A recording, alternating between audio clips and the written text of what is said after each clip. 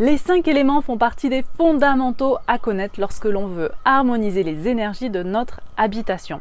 Tu as peut-être déjà entendu parler des 5 éléments, mais sans forcément connaître leur fonctionnement, et pourtant c'est vraiment indispensable pour pouvoir les utiliser au quotidien dans ton habitation.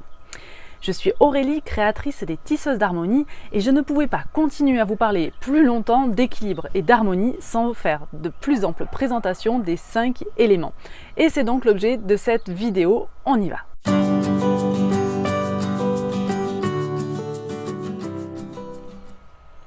Dans leur petit nom d'origine, les 5 éléments s'appellent Wuxing. Mais en réalité, cette traduction, elle est un petit peu réductrice parce qu'en fait, lorsqu'on parle des 5 éléments, on ne fait pas simplement référence à 5 éléments physiques, mais bien au mouvement de l'énergie de 5 éléments physiques.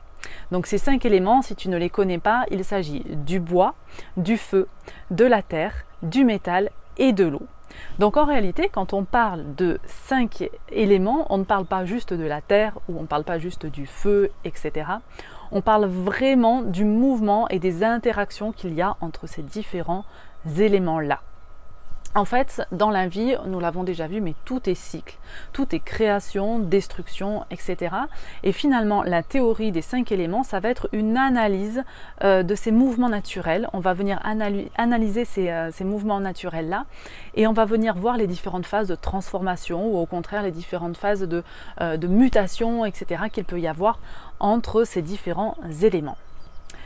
Donc ça reprend quelque part un petit peu également le principe du yin et du yang. En fait, c'est vraiment pas deux théories différentes, bien au contraire. Les 5 éléments sont aussi appuyés sur le yin et sur le yang. Ces deux théories finalement sont totalement complémentaires et elles forment à elles deux une base très importante que l'on retrouve dans pratiquement toutes les traditions chinoises. Donc c'est pour ça que tu peux complètement retrouver les 5 éléments aussi bien dans la médecine chinoise par exemple que dans la pratique du Feng Shui. Voilà, c'est vraiment la base de tout. Ensuite, pour chaque élément, il a été déterminé en fonction de la caractéristique de l'élément, en fonction de vraiment de ce qui ressort principalement de l'élément.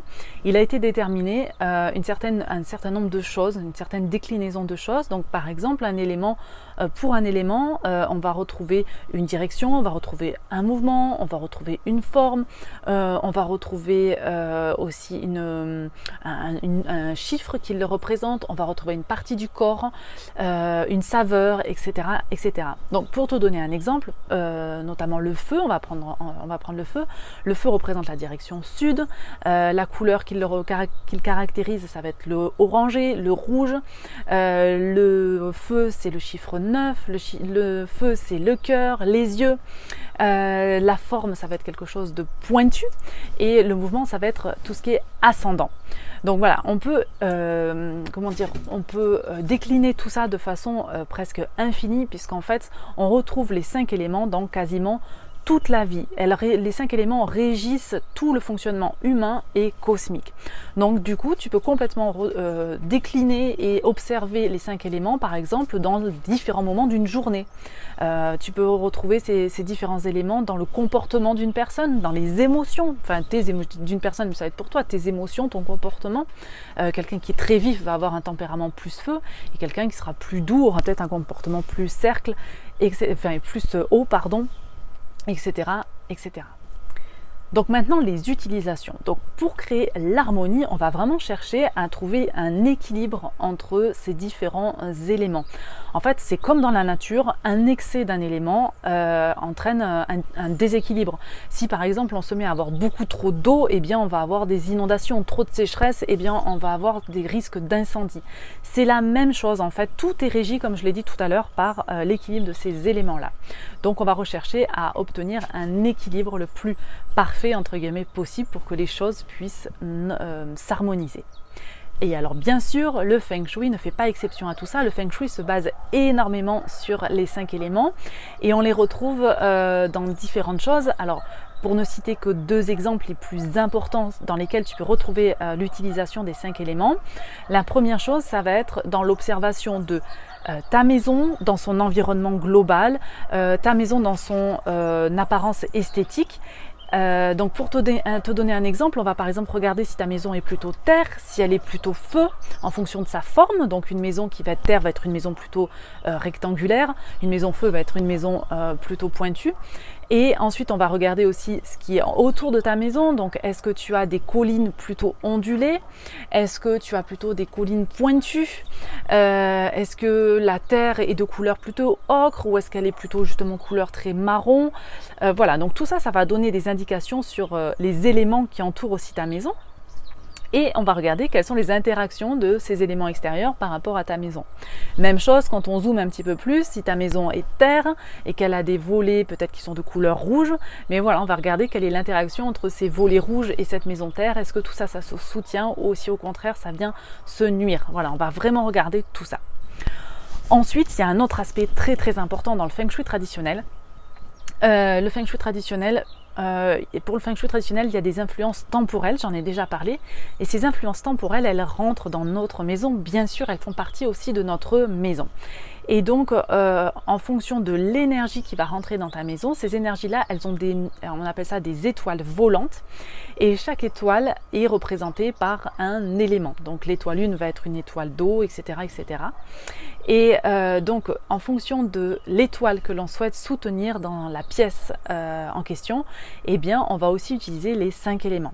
Donc, comme je disais tout à l'heure, par exemple, tu as une étoile 1 que tu veux absolument soutenir dans ta pièce, eh bien, tu vas absolument favoriser une décoration qui va tourner autour de l'eau, ou bien tu vas aussi rajouter un petit peu de métal dans ta pièce pour pouvoir vraiment soutenir cette étoile d'eau.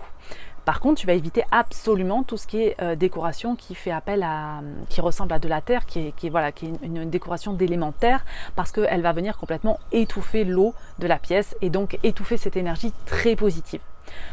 A l'inverse, si tu as une énergie négative, une étoile que tu ne souhaites pas une étoile que tu ne souhaites pas booster dans cette pièce et au contraire que tu voudrais atténuer puisque c'est une étoile qui est jugée comme étant négative, eh bien tu vas utiliser les éléments de décoration pour atténuer cette étoile-là. C'est là que vraiment les 5 éléments sont indispensables et en même temps passionnants pour pouvoir décorer ta maison de façon à optimiser au maximum les énergies. Et si tu ne comprends pas le fonctionnement, justement, oui, des 5 éléments, eh bien tu ne peux pas harmoniser correctement ton chez-toi et donc harmoniser les énergies. Donc justement, comment fonctionnent ces 5 éléments maintenant? Donc je l'ai dit tout à l'heure, les 5 éléments, c'est vraiment un mouvement. Donc pour pouvoir harmoniser une pièce, pour pouvoir harmoniser un ensemble, peu importe, là je parle vraiment maison, mais après ça peut se reporter sur la médecine chinoise, etc. comme je l'ai dit, mais vraiment pour harmoniser quelque chose, on va chercher à créer l'équilibre. Et donc il faut absolument connaître les différents mouvements des énergies. Alors c'est très simple finalement, ça reprend ce que l'on peut observer dans la nature. Vous allez voir un petit peu plus loin, je vais l'expliquer, je vais le détailler, mais vous allez voir qu'en soi c'est on ne peut plus simple puisque c'est on ne peut plus naturel. Donc principalement en Feng Shui on utilise 3 types de cycles. On utilise le cycle de production, le cycle d'affaiblissement et le cycle de contrôle. Donc maintenant voyons voir un par un comment fonctionne chacun de ces cycles. Alors le cycle de production tout d'abord, c'est le cycle d'harmonie par excellence parce que c'est vraiment le cycle qui engendre, où chaque élément engendre un autre. C'est un cycle vraiment très puissant et c'est vraiment un très très beau cycle puisque de toute façon c'est le cycle naturel. Vous allez voir, c'est la base du cycle naturel de ce que l'on peut observer dans la nature. Donc il est très facile à comprendre en fait une fois qu'on replace les choses dans le contexte de la nature. Donc prenons pour commencer donc le feu. Le feu il va venir nourrir la terre. Pourquoi? Parce que le feu il crée des cendres et ces cendres elles viennent nourrir la terre. Voilà, elles viennent enrichir la terre. Peut-être que vous habitez vous connaissez des endroits en campagne où on pratique l'écobuage. Donc l'écobuage c'est vraiment a aussi ce rôle-là de nourrir la terre en partie. Pas que mais en partie c'est ça. Donc vous voyez, le feu vient nourrir la terre. Ensuite, on trouve la terre qui vient nourrir le métal. Pourquoi? Tout simplement parce que où est-ce qu'on trouve les minéraux? On les trouve dans la terre. Donc vraiment, le minéral arrive de la terre. Ensuite, le métal vient produire l'eau. Alors pourquoi le métal produit l'eau? C'est vrai que celui-ci il est un petit peu plus nuancé parce que, alors là, on peut observer plusieurs choses. La première chose, c'est que si on fond le métal, il devient liquide. Ensuite, c'est s'il y a condensation sur du métal, si ça fait froid, de l'eau va se former sur le métal. Et ensuite, on peut dire aussi que les minéraux, les métaux enrichissent l'eau. Voilà, on les retrouve dans l'eau, ils enrichissent l'eau. Ensuite, l'autre phase, c'est l'eau qui va venir produire le bois, puisque s'il n'y a pas d'eau, la plante ne peut pas croître et ne peut pas grandir. C'est indispensable pour elle. Et ensuite, donc, le bois va venir nourrir le feu. Donc là, c'est assez facile. On alimente le feu avec le bois. Alors, le cycle d'affaiblissement, eh bien, en fait, c'est juste tout l'inverse de ce que l'on vient de voir tout à l'heure. On est vraiment dans l'autre sens par rapport à ce que nous avons vu. En fait, chaque élément qui se trouve finalement quelque part en excès va venir affaiblir l'élément qui l'aura produit. C'est toujours cette question d'équilibre qu'on a vu tout à l'heure. Donc, si on a par exemple un excès de bois, eh bien ça va venir affaiblir l'eau. Pourquoi? Parce que le bois va venir boire l'eau. Donc du coup, ça va venir affaiblir l'eau. Ensuite, l'eau en excès va venir affaiblir le métal puisqu'elle va le faire rouiller. Le métal en excès par rapport à la terre va venir la polluer. Et la terre en excès par rapport au feu va venir l'éteindre, donc vient affaiblir le feu puisque la terre va venir éteindre le feu. Donc vraiment cette méthode-là, elle est intéressante lorsqu'on a une énergie dans une pièce que l'on souhaite affaiblir, une énergie qui est en excès dans une pièce et que l'on souhaite affaiblir.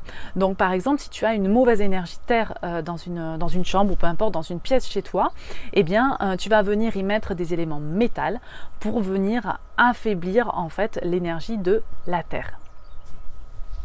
Le cycle de contrôle maintenant. Alors ce cycle-là, je ne l'aime pas trop parce qu'en fait, on est vraiment sur une prise de pouvoir d'un élément sur un autre. Tu vas voir, je vais expliquer un petit peu plus après, mais c'est vraiment un élément qui va venir dominer et contrôler un autre élément. Ça crée du conflit.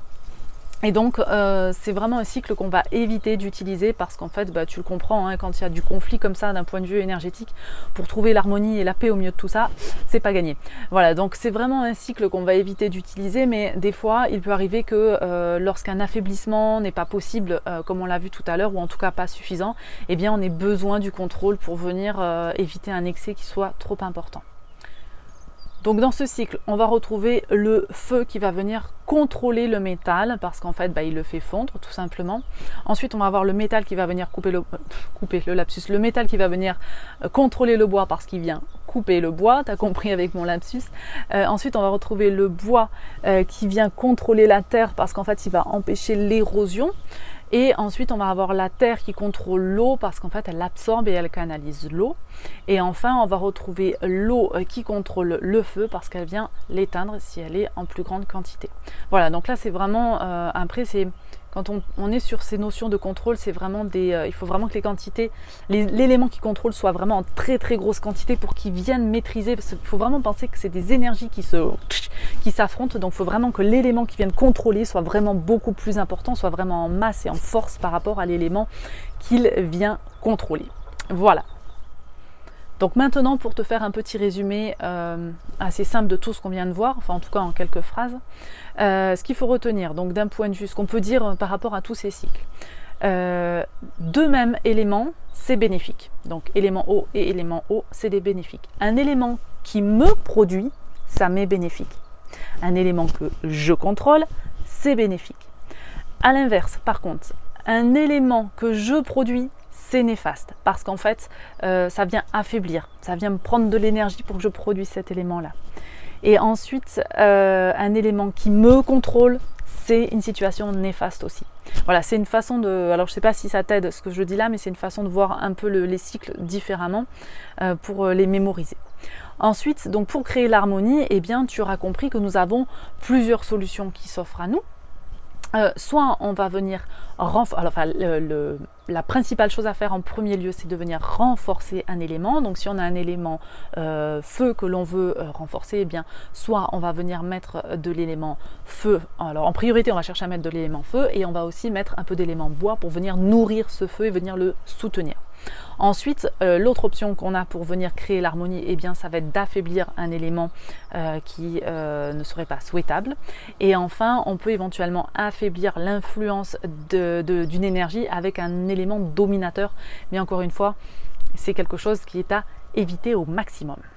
Voilà, nous arrivons à la fin de cette vidéo. J'espère en tout cas que je t'aurai vraiment éclairé sur ce que sont les 5 éléments et surtout sur leur fonctionnement, parce que tu l'auras compris, si on connaît les 5 éléments mais qu'on ne sait pas comment ils fonctionnent, eh bien on ne peut pas les utiliser dans notre quotidien, on ne peut pas les utiliser pour harmoniser notre maison. Et pire encore, on peut éventuellement faire des bêtises. Voilà, en tout cas, si cette vidéo t'a plu, eh bien je t'invite à la partager aux personnes que tu pourrais penser intéressées, à la liker. Si ça n'est pas encore fait, je t'invite aussi à télécharger mon e-book Les 5 clés pour renouer avec son pouvoir. Je parle notamment dedans de la philosophie chinoise et des 3 chances. Vous pouvez aussi retrouver les tisseuses sur leur page Facebook Les Tisseuses d'Harmonie. Et en attendant la prochaine vidéo, je vous dis portez-vous bien, à très bientôt. Ciao ciao.